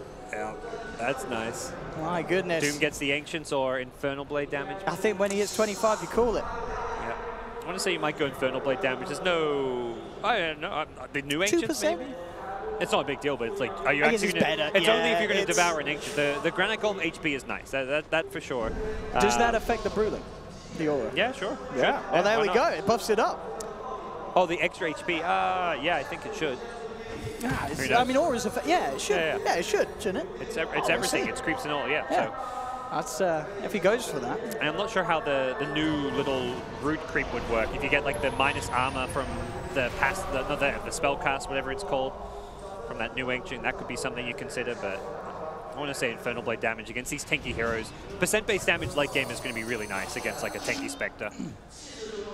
Still, I mean, if EG, they are kind of holding back, but if they can find fights when buybacks are on cooldown for Wings, they can certainly still do it. I mean, it's Wings with Aegis and Cheese and not willing to take a fight right now.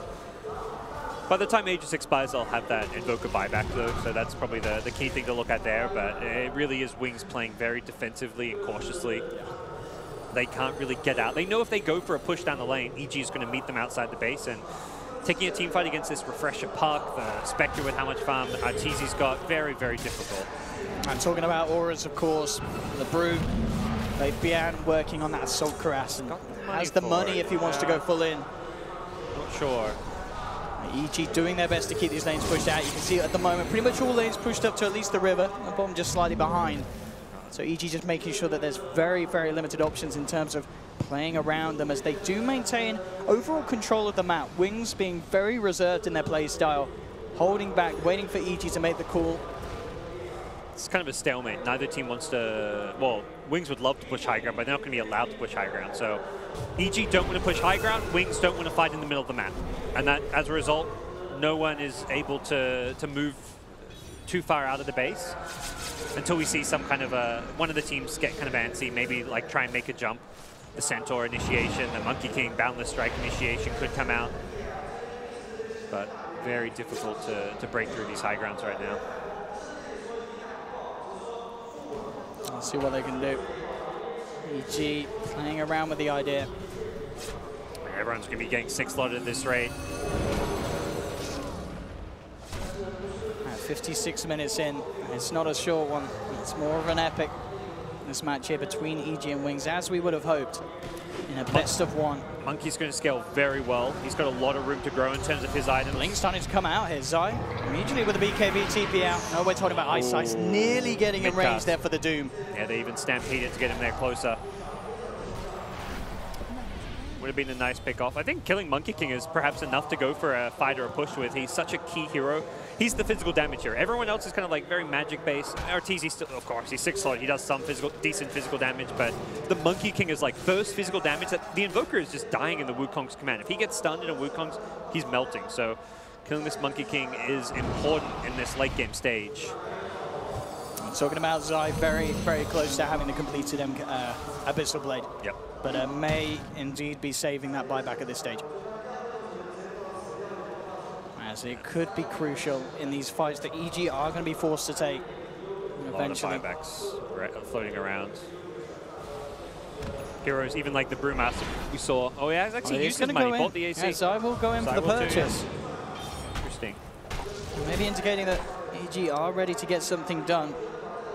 And there we have it, 25, that plus 20 armor on the Promise as well. Of course, next time we will see that AC aura as well.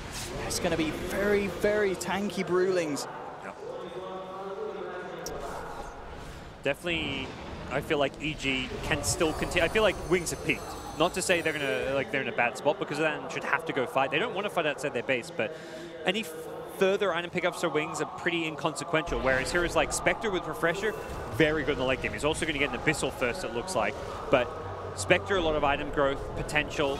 You've got a lot of item growth potential in Monkey King. He can get a lot scary with some damage items, so it does feel like EG have stabilized this game and found themselves in about a comfortable position when you're down like 2 lanes of racks, but at least an okay position. Oh, Wings, they've already found themselves a bit of blood as they jump out looking for Crick. Can EG do anything in return? Universe comes in with the first coil. Onto 2, BKB popped by Ice Ice. Zai jumping down, Abyssal to hold the Doom in place. Out come the Wukong Command. Universe with the Refresher. Second Dream Coils hold them in place. They'll burst down Ice Ice. Shadowstone on the sidelines. Zai trying to beat down the Brewling. Turning towards him. He will be able to bring it out with some else of superior attack range. They clean out the third one. They've taken out Faith Bian.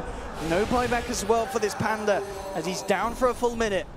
But EG do commit all the ults for this. They'll look for the push now. His Primal Split got stuck in the trees. The one that was out of the trees, he was the one that's very tanky. He tried to survive with it, but just enough physical damage. And boy, was that Abyssal Blade clutch. You kind of question, like, do you want to say buyback, do you want to buy an item? Well, you can see why it pays off there. He was about to get changed the fight. And if he didn't get off that Wukong command, Wings would have had a much better shot of winning it. It was definitely a good Doom target if you could stop the Wukongs, but... Shadow with the lead in actually catches Universe out around the phase shift. Universe in a hell of a lot of trouble with the Tornado coming through into the Sunstrike. Can he play his way out again with the phase shift? Do they have any sort of control of catch? They don't. He'll be fine. Universe will manage to play his way around the combo. Samael looking to come back in very aggressively here, trusting his Lincolns. It will be fine. I mean, he's incredibly speedy here, as we can see with that bonus movement speed from the stacks. Wings have held with that. Haven't used buybacks, but... Oh, Roshan is up as well. This would be perfect for EG. Maybe not the easiest thing to claim, but... They've got a lot of damage on Samael. Yep. Well, that Daedalus, but, I mean, you're right. It's risky to do with Wings getting everyone back up. That Shrine, of course, still there around the pit.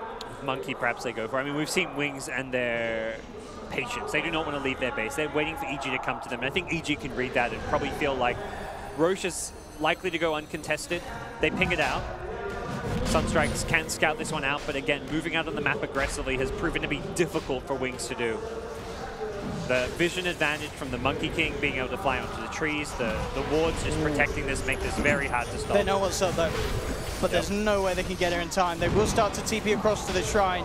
But EG should find this. A sneaky tornado isn't going to get the kill. EG will still find Roshan. Aegis and Cheese picked up. Monkey getting it.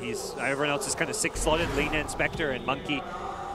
If you get a second life on this hero, you can do a lot of damage with it. So, and of course, as I believe, with the Monkey King, you keep the Wukong's command stays up if you die in the ultimate. So if you die in the ultimate, it's pretty bad for the enemy because there's no way then that they can push you out or kill you again. As I think, unless they fix that. But I mean, Monkey King and fixing those words don't go together. So we may see how effective that will be in these team fights. Puck, 30k net worth. Thank you, level 25 talents. Does kind of... Oh, and look at you, what a man, what a bro. Universe. I guess it's for Arteezy, you're right. Time to get the moon shards out. Not for him. I mean, I imagine not for himself first. Has he already given one out? I think Lina bought for herself because Lina's very farmed. But yeah, poor Arteezy. Where's my moon? Where's my moon shard? Do you give it to Monkey before Spectre though? Oh, maybe you give it to Zai. Yeah. I think it's actually better on Zai. Here's the jump in though. Woo, woo, crit down to the low ground, chomps the cheese. He'll be fine. Eyesight's looking for the Doom, but Dreamcoil again. Big plays for Universe. Huge stuns on to do with the Abyssal onto Eyesight. They found one. They turn towards Shadow. Second Abyssal holding him in place here. And this setup there, the counterplay from Universe, absolutely beautiful. Jeez. That Dreamcoil, that insane duration on the stun through the Magic immunity, setting up not only 2 kills, but what looks to be 3 kills here for EG. Now you're going to have to use these buybacks. Probably 2 of them. You've only got 2. You've got to get yourself in already. We can see as well, Samel's like, top lane, guys, we got to get this lane pushed out. Yeah, don't let that Brewmaster potential buyback completely blindside us. And here we go, what can Wings do? They still have the key components for the defense up. Blink is alive, jumping for Shadow. Immediately going in on Tarteezy, crit comes forward, but Blink pops the BKB. Ice Path is down. Again, doing their best to keep EG off. The fortification, slowing them down momentarily. Arteezy will still stick around, take the tier 3, turn towards the rack. Shadow actually going to miss the Blink Who Stomp here. And EG on the verge of potentially getting themselves a Rax. Tornado again onto Arteezy. They'll look for the follow-through. Abyssal onto the Lotus Orb. Arteezy drops the hammer on his own head, but again, Universe with these Dream Coils, causing huge amounts of issues here for Wings. They've found one. They'll take down a second. A Centaur out with 2 minutes and no buyback. Blinks out as well. Does have buyback available. They're going to have Brewmaster back as well in a few seconds. EG, they got the melee racks. They got themselves some big kills. That Bloodstone Suicide got Arteezy back to like 2/3 HP. And they're going for the game here, EG. Arteezy is playing around with the idea of going for the tier 4s, and they're going fully in. EG wants to try and end it potentially. They've got to be careful. Yeah, Arteezy still low. There's the jump in, Faith Bian looking towards Zai. Blink needs to come in hard with the combo, trying to set up with the Boundless Strike, holds him back. Arteezy comes in, the Linkers will protect the Invoker from the Abyssal Blade. Artur gets himself away on minimal health. Zai bursts down. He's got Aegis still. He's back for round 2. Arteezy solo has that heart, has to hang back before reinitiating. It's so much easier to... Oh no! Insta buyback. He's got travels too. He'll be right back in. They want to end the game now. And I think they might be out. I mean, can they? Doom's got 2 ultis. Faith Bian jumps in with the ult. They've got to hold EG back. They look for the game. Samel pops the BKB. He's just hammering away at this Ancient. Eyesight is coming around for the side. Artur jumps in. Immediately stunned up here by the Brewling. Eyesight, you got to do something. He's got to throw it out before he gets down with the freezing field and such. Eyesight is out. Arteezy, he's fine. The Boundless Strike here from Zai, holding back the Rubik Blink, trying his best, but the Wukong's command is out. Wings, they're trapped up again by the Dream Coil from Universe. Blink, BKB pop, but the stuns are there. Zai bashing him up here with the Wukong's Blink, falling low. Universe forces them back to the base. EG, they turn their attentions back towards the Ancient. Can they still hold here? Wings, Bian in again with the Blink Clap. Arteezy takes a Sunstrike straight to the head. He's falling low. He's being forced back in by the stolen Wukong's command. Why is holding? But Samel, he maintains control as he faces towards the Ancient, and EG will finish the game. They've beaten it. Wings tried the meme strats again, but it wasn't effective as EG have climbed their way through what must have been one of the most nerve-wracking best of ones here. That is best of 1 Dota in a nutshell. Arteezy's subreddit will be proud of that game. My goodness. Absolutely incredible game. That was, I mean, just the fact that we saw Wings, they had this idea. It came to fruition. They took, what, 1 racks, 2 racks, put pressure on the 3rd one. And then at the end of the day, I mean, I've got to say, the puck pick, Universe, played absolutely out of his mind. The setups, I mean, pretty much between him and Zai, you know, having that Wukong's command and Dream Coil, it made it so hard for Wings to play around the fights when they turned up for them. They just made really good adjustments as the game went on, as it got fun. Like, CM was constantly in the front lines getting initiated off, but it wasn't CM out of position. That was very intentional for Crit. He's like, if they jump on me, this is great. I might get doomed. They might throw spells on me. Whatever happens, he doesn't care. He's a CM. And the later the game went, GPM talents kicked in. 420 on the puck, 120 on the CM. Everyone just got so fat on EG. What a best of one. And it's not all over yet, because we've got more coming, but we want to hear more about that, hear what the experts have to say. So back to you, Red, to hear what your guys' opinion is on that victory, incredible victory there from Evil Geniuses. Yes, thanks, Owen. Yes, it was an incredible victory. What it's like to be an EG fan, I wonder. They put them through the mill, don't they? Quite what it was like inside the booth, I don't know. But Fog's right next to me is sweating. Literally sweating. Like, they stressed me out, dude. What did you go through? Look at this. I'm like, they stressed me out, dude. I'm like, what are they doing? Well, the thing is that they did adjust. That's a nice thing that Parker was saying. They adjusted. They started recognizing, like, okay, this, you know, the Brewing Sprint with the Invoker Alacrity is starting to get completely out of hand. They have to take the fights outside of base.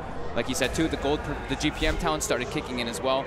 Zai, Universe, definitely the saving graces for this team. I mean, Universe, I'm going to just go out here and just say he had to be the MVP here. These double coils, locking down not only the Panda, the Earth Panda, but also getting like the Doom before he gets the Doom off, all in the BKBs. It was just like perfect placements for the Dream Coils inside of the Wukong's command.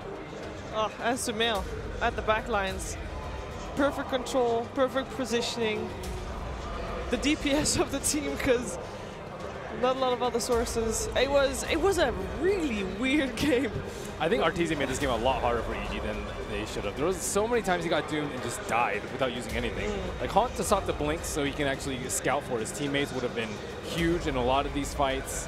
Even the last time when he got sunstruck too, he was just flirting with disaster. At this point, Ben, did you start to worry for EG a little bit? Oh, I worried for them of about 32-minute mark to like 55-minute mark. I mean, you came here, right? At this moment, this was the team fight, Crunch, I believe. crunch, Came up. crunch. Yeah. And because at this point, it was like, hey, Wings got this. This is the second lane of Rex that they're about to take. And it looks like Evil Geniuses doesn't really have an answer to the Brewmaster with the Alacrity or Spirit Panda. Later on, they had so many counters to BKBs, though. The Massive Abyssals and then the Dream Coil with the Ags, whereas Wings, they couldn't do anything during the BKBs. It didn't, like, all they really had was Doom, but it wasn't that much. Oh yeah, hey, Fog, did this game change your opinion on Doom? Nope. Okay, just checking. He got a couple. No, he did get a couple good Dooms on like some pretty good targets. But the main theme of Wings' draft was definitely just the Invoker and the Brew.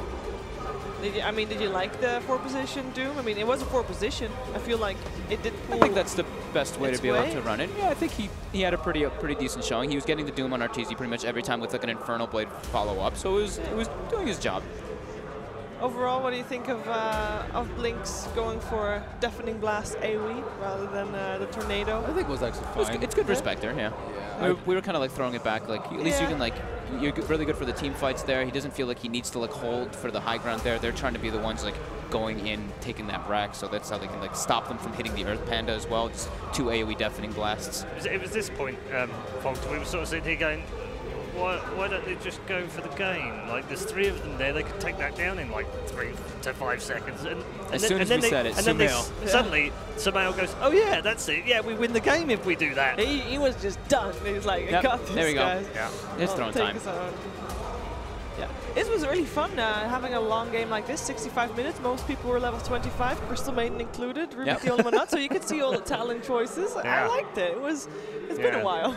Monkey King's ridiculous. Monkey King is the amount of lockdown that he gets with the Basher is just... It was insane.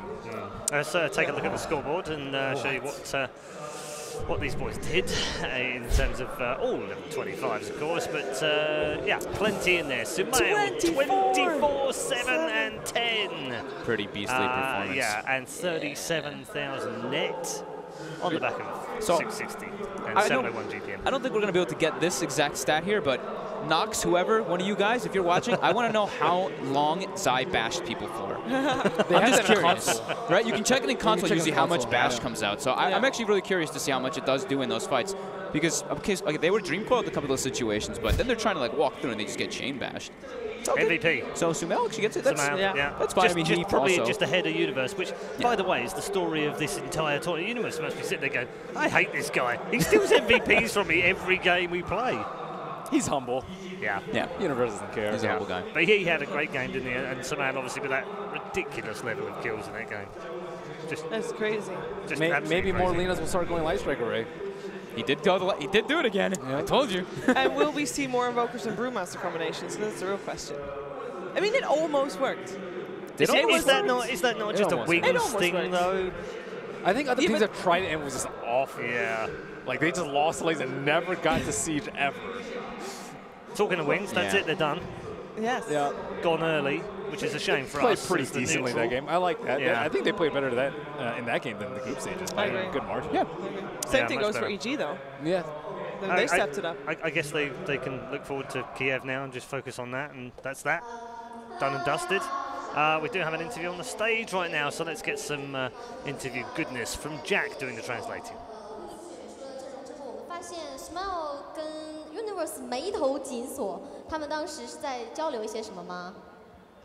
When you guys were drafting, we saw that Universe and Sumail had the brows knitted. So what were you guys thinking? I think we were pretty happy with our draft. We were prepared to draft against them, and we pretty much got what we wanted. We were a bit surprised about what they drafted, but we later on realized like the strategy that they were like going for with the Brewmaster Invoker. So it was something that they wanted to do before the game started, and we realized in the game that it was going to be tough at some point, and it was a rough game. 他们一开始对自己的选人什么的其实都还挺满意的，然后后来他们就有感受到，就是 Wins 他们的这个选人，就是他们选的这个九仙还有卡尔这两个的组合，他们就有点明白那个 Wins 现在大概是什么想法，他们到底想做什么，所以他们就对他们这个政策，然后他也做出来他们的政策，然后后面觉得他们选的人其实也还可以的。 好的，那么 Wins 跟EG 的比赛被观众称之为2届 TI 冠军之间的对决。那么这场比赛也是一个淘汰赛。首先恭喜 EG 是淘汰了 Wins。那么 EG 作为 Crit， 作为 EG 的一员，他此时此刻心里的感觉是怎么样的？ We both in the last match was like a competition between the two TI champions. And like for you, how do you feel right now that you just, Wins kind of just go home right now? And how do you feel? I mean, obviously, I think this is not the team that I enjoy sending home the most because I have a lot of respect for them, and they're always fun to play against. For me, it's hard to talk about like being champion of TI, but I can feel it when we play the game that there's like this. My team, like 2 of them won TI, and I can feel when they play against the reigning champions that there's something special. So we definitely like give some extra spirit when we play against them. Wins 其实他们并不是很希望看到 Wins 回家，因为他们很喜欢跟 Wins 打，觉得跟 Wins 打非常有意思。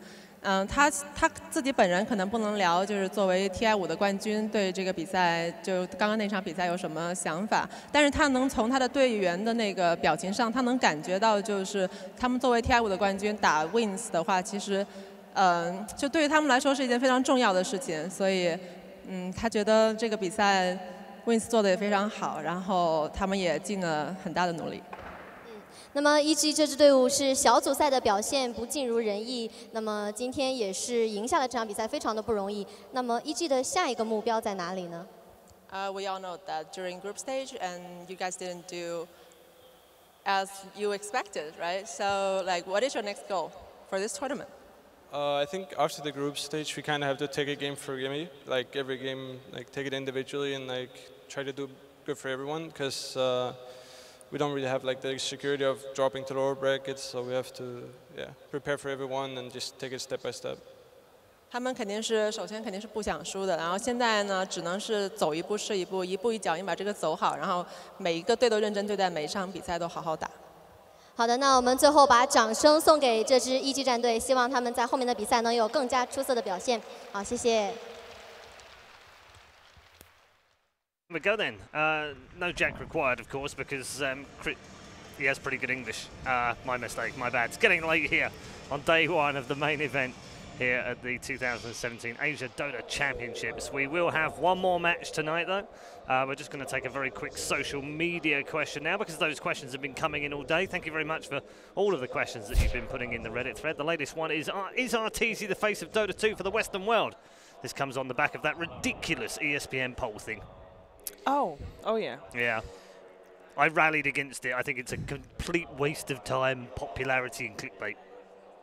I mean, if you're a little. If you're putting it on one person, though, there's so many other ones. Like, yeah, but the trouble is he's in it right now, and then people have been voting for him. All to right, try are we meaning competitive Dota 2 or Dota 2 in general? Well, it says face of Dota. I guess it means. I mean, it's going to be the competitive face of Dota 2, surely.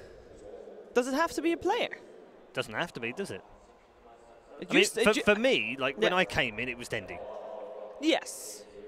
And it's not quite the same now, obviously, because some of his stars waned a little bit, but he's still massively popular. If it's a popularity contest, then I would say yeah, right? Yeah, agreed. I guess so. Yeah? I feel like it also used to be Toby. Yeah.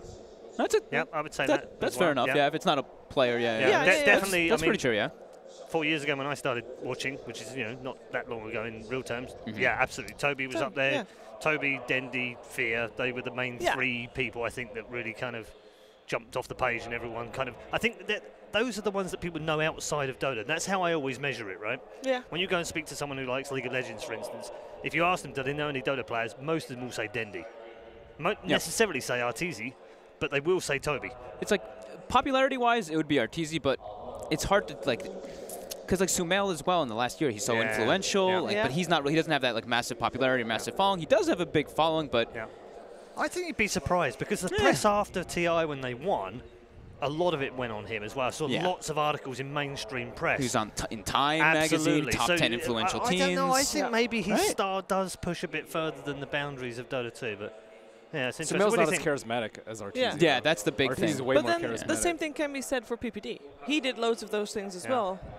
Obviously, he's now further in the background. But I wouldn't say Fear's that charismatic on screen, or really. But it's about him, isn't it? It's about his story and what he went through to get where he got. I mean, you've got free to play. Yeah. Then already there's a massive story I there. think for the younger generation, definitely Arteezy. Yeah. For the older, maybe not. Yeah, probably a Dendi. Probably Dendi. Or a Fear. Yeah. Interesting that, question. That got us debating. Very good. We are going to take a quick break. When we come back, though, we will be on to our last match of the day. It's a big one for Faceless. They didn't have the best of group stages. They'll have to wait and see whether they can pick it up against the rejuvenated Team Liquid. We'll see you in a bit.